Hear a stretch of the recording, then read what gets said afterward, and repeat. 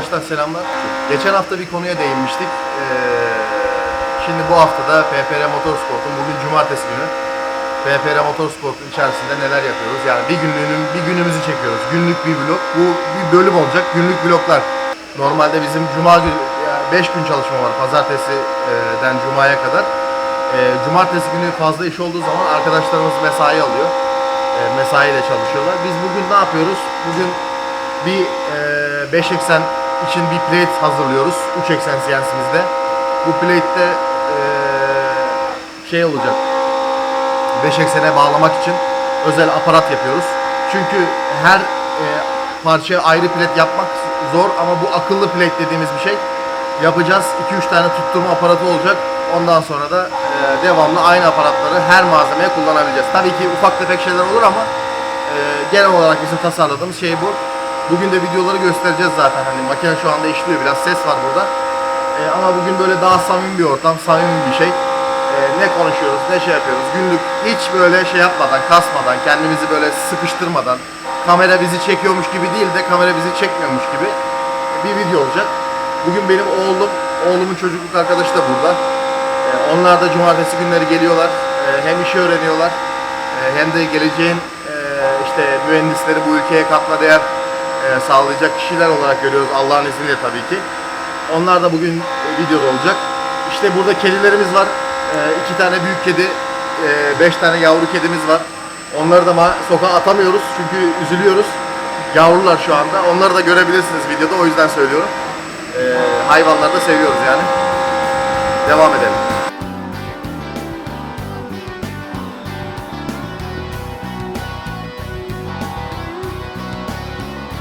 Yavrularımızdan bir tane acayip sevdiğim suratı var burada.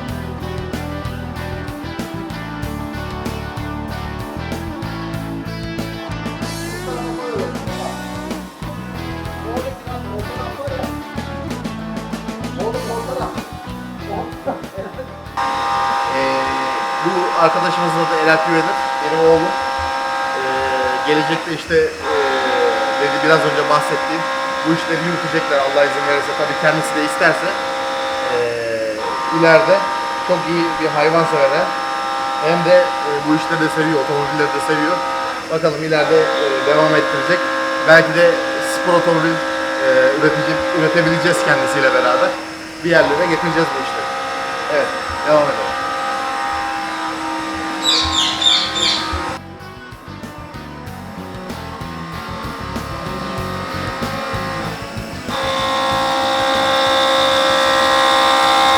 Ne yapıyoruz burada? Bunu açıklayayım. 580 için bir plate yapıyoruz. Bu plate bağlama aparatlarını, bir de bunların aparatları olacak böyle. Şuradaki deliklere vidalanacak. O bütün parçalar için tek aparatı kullanabileceğiz. Bu da her zaman CNC 580'in kablasında duracak. Yani böyle bir plate. Devamlı bunu kullanacağız. Bu da çelik malzeme. O yüzden biraz yavaş basıyoruz. Takımını diyen bir şey. Yani bu takımı bir daha başka bir yerde kullanamayabiliriz büyük ihtimalle. Çok sert bir çelik. Ama makinenin torku yüksek olduğu için şey yapıyor yani.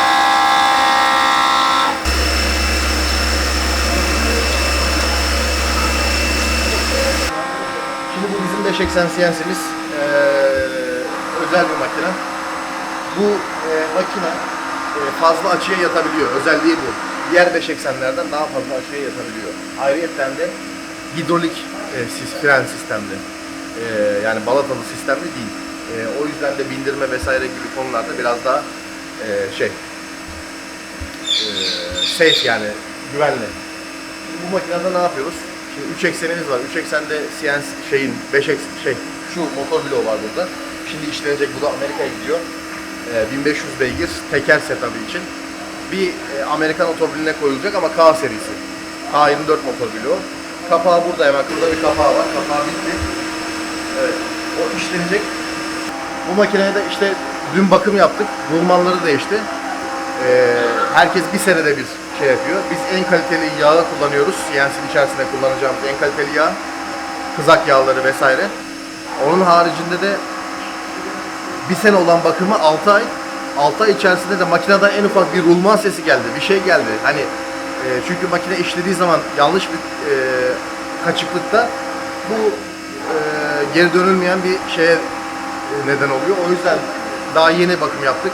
Rulmanları değişti hemen. Ufak bir ses vardı. O ses de gitti. Şimdi şu anda bak dikkat et, içeride makine dönüyor. Dikkatli bakıyoruz böyle. Haldır haldır üstüne binip vuracağım kırbacı yapmıyoruz yani. Anladın mı? Biraz önce Erel'de gösterdik. Şimdi burada İlber çocukluk arkadaşları. Yuvadan beri beraberler. Çok küçük yaştan beri beraberler. Başladıkları günden bugüne kadar ciddi çalışıyorlar. Hiç gerçekten ne şımarıklıkları var ne de karşı gelmeleri, böyle asilikleri var. Evet, tabii aynen. Ama şöyle, çırak olarak değil de burada herkes birbirine arkadaş gibi davranıyor bizim iş yerinde. Hani sen şunu, sert bir şey yok. İş neyse işin yapılması gerekiyor. O işleri de yapıyorlar zaten. Yani tuvalette temizliyorlar, burada başka işler de yapıyorlar. Teknik işlerde alıştırmaya başlıyoruz yavaş yavaş.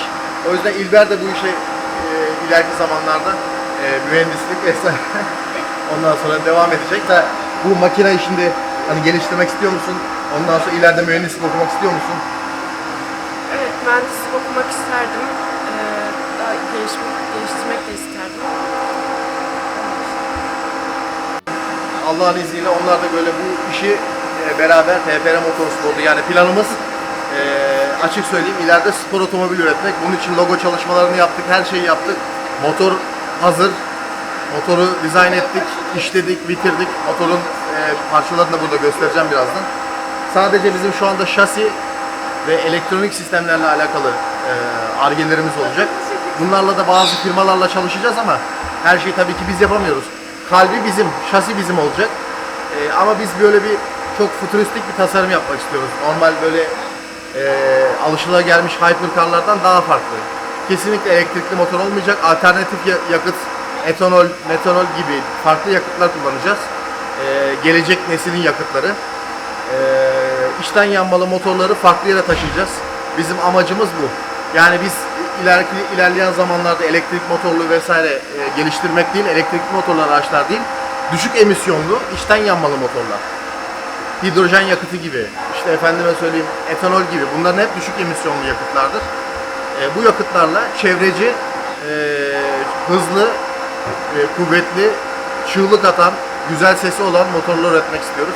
O yüzden de yani varisim olarak bu iki arkadaş yetiştirmeye çalışıyorum.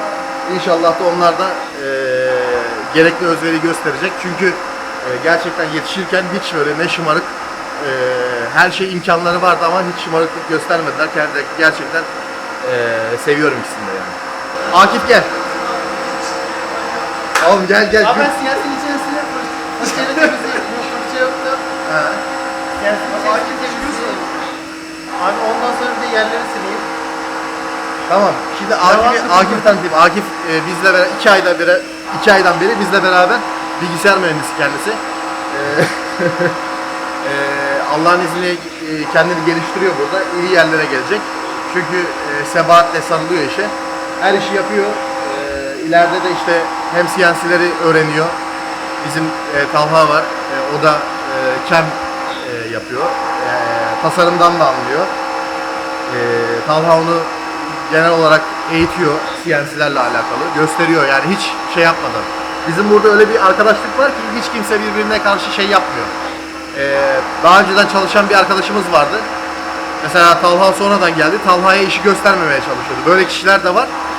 Ama onları eledik aramızdan. Şimdi gerçekten böyle genç bir kadro. Yaşı genç, dinamik dediğimiz gibi klasik bir kadro. Talha'nın da yaşı genç ama bilgisi çok. İşte Akif'e gösteriyor. Akif de yavaş yavaş kendini burada geliştirecek.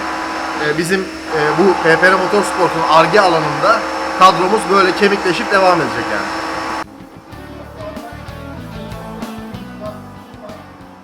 Bak şey diyor, ben diyor başlıyorum diyor bir iş yapmaya diyor, sonra diyor geliyorsun diyor sen elinden alırsın diyor işi diyor. Yani ben de işi sevdiğim için, hani uğraşmayı sevdiğim için o yaparken beraber yapalım istiyorum, öyle şey oluyor yani. Şimdi buralara silik silikon çekiyoruz ki burada içinde şeyler var, dişliler, hava hortumları vesaireler var. Şeyin basıncı çok fazla, içten su verme olayı var bu makinede. Basınç çok fazla olduğu için, yani şu takım var ya, takımın içinden su veriyor. Ha oradan da mı su geliyor? Tabii içinden de su veriyor, artı hava verebiliyor.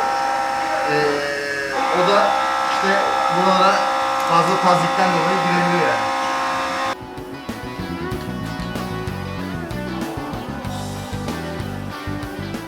Kurtlar Vadisi'ndeki Hüseyin var ya, ilk önce ayakkabıları çıkıyor ya böyle, biliyor musun? Ayakkabıların burnu da bu kadar.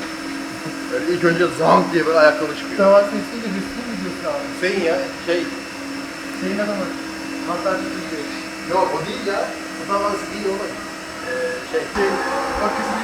Kiren Oğlum neydi onun adı ya? Hüseyin ya, Kolpaçino'daki Hüseyin. İlk önce kumarhaneye gidiyor ya Sabri'nin yanına. Evet. Ayakkabıyı ilk önce arabanın ayakkabısını çekiyor. Ayakkabısı böyle gondol gibi. Bu kadar. Sen de aynı şimdi takside gideceğim deyince... Ganyotçu değil miydi abi bu ayakkabının aksine? Vallahi yemin ediyorum. Yok ganyotçu başka. Tamam o da ayakkabıyı alıyor da o başka. Yok lan ayakkabıyı alan tamamen karıştı. Antalya kaç canım var ya, ayakkabıyı alan o. Nasıldır biliyor musun? Bir insan böyle ben zenginim, arabaların anahtarlarını işte şeyleri filan, bunlar da yayınlansın yani, anladın mı? Ben sana şöyle söyleyeyim, bir hayat dersi. Ben bunu bir büyüğümden duydum. Arabanın anahtarı, ben şuraya gittim, burada tatildeyim, şurada şöyleyim diye şey yaparsın. Ondan sonra gösterirsin arabalarını, her şeyini, bütün parayı gösterirsin, bilmem ne yaparsın. Bu senin kompleksininle alakalı bir şey, anladın mı? Bir de gerçekten zengin vardır.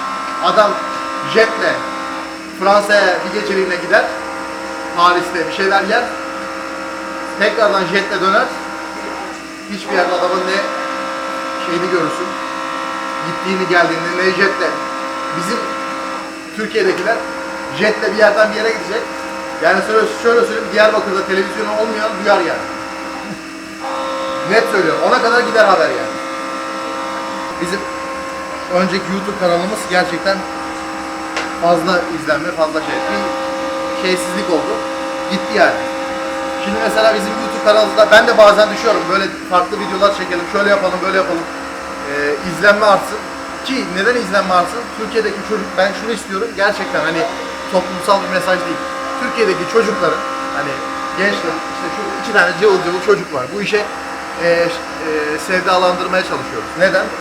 Bizim yükte hafif, pahada ağır ürünler üretmemiz lazım. Kimsenin üretmediği. Yani biz Çin gibi ucuz işçilik değil, kaliteli işçilik, bir işçinin yüzünde fazla yüksek teknoloji, fazla para kazanmamız lazım ki öyle olması lazım. Yani bizim gençlerimizin böyle şeyleri örnek alması lazım. Türkiye'de millete ondan sonra egzoz takıyorlar.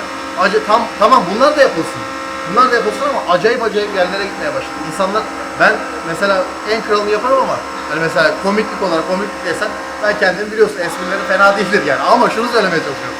Yani burada gerçekten işi görmeleri lazım insanlar. Anladın mı? YouTube kanalında da bizim istediğimiz teknik şeylere, daha çok mühendislik işlere insanları gösterip detaylarını öğretmek. Anlatabiliyor muyum? İleriki zamanlarda bu videolar kalacak. Bizim için ne olacak? Bir hatıradan ibaret olacak. Güzel geçirdiğimiz vakitler. Çünkü hayat gerçekten çok kısa. Buradan buraya da nasıl atladım? Kaan abi çok iyi konuşuyorsun ya. Doğaçlama bayağı iyi. Evet. İçimden geldiği gibi oldu. Avustralya'da nasıl diyorum? Hala böyle istiyor. Aynen. Kim için söylemişti onu? Onu unuttum ama o aklımda.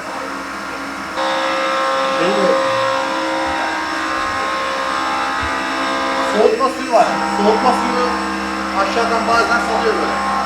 Bu CNC'nin böyle bazen yoğun çalıştığında su geliyor, arkadaki hortumların bir tanesinde sıkıntı var. Ama şey yapacağız. Ayrıyeten de buna şimdi şey bağlayacağız. Bunun bir tane de divizörü var, 4. eksen. 4 eksen de olabiliyor. O işimiz lazım olduğu zaman bazı emme manifoldlarında 4 eksende işleyebiliyoruz bunda yani. 4 eksen şöyle. Kablo şu hareketi yapıyor. Şu arabayı hareketi yapıyor. 1, X, Y, ondan sonra Z var. Bu 3 eksen. 4. eksende şu hareketi yapıyor. Oraya bir tane divizör bağlıyorsun. Divizöre bir tane plate bağlıyorsun. Parçayı buraya sıkıyorsun. Dördüncü eksende şu hareket yapıyor. Tilt. Evet, şu hareket. Yani ama şu hareket yok dördüncü eksende. 5 eksende her malzemeyi işleyemiyor. Yani onların mesela 110 derece, 120 derece yani o dönme açıları var. Makinelerin böyle özellikleri var. O yüzden biz bu makineyi tercih ettik zaten. Yani biraz önce söylemiştim yani. Çünkü işlenmeyecek şeyleri işleyebiliyoruz 5 eksende.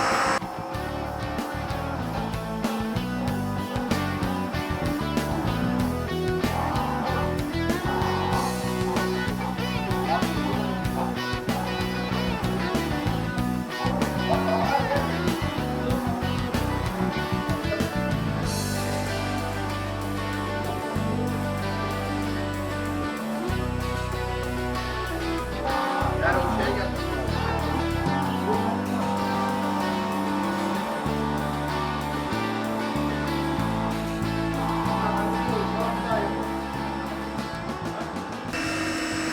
YouTuber'lar gibi elimize süpürge şey alıp sanki her zaman yapıyormuş gibi ondan sonra